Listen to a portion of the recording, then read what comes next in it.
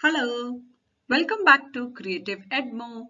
If you're here for the first time, please don't forget to subscribe. Improving vocabulary helps you in using the right word at the right time.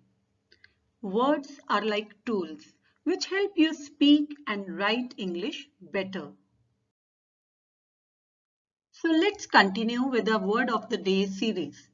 Today is day 10. I hope you remember all the previous words. If not, please do watch those videos again. Link is given in the end.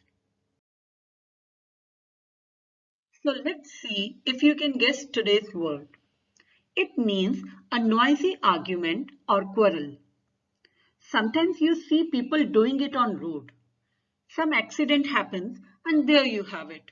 Both drivers blaming each other loudly and publicly. What is it called? So, any guesses? What is the word for an angry or heated discussion, a noisy argument or disagreement, especially in public? It is altercation, altercation. And how can you use this in sentences?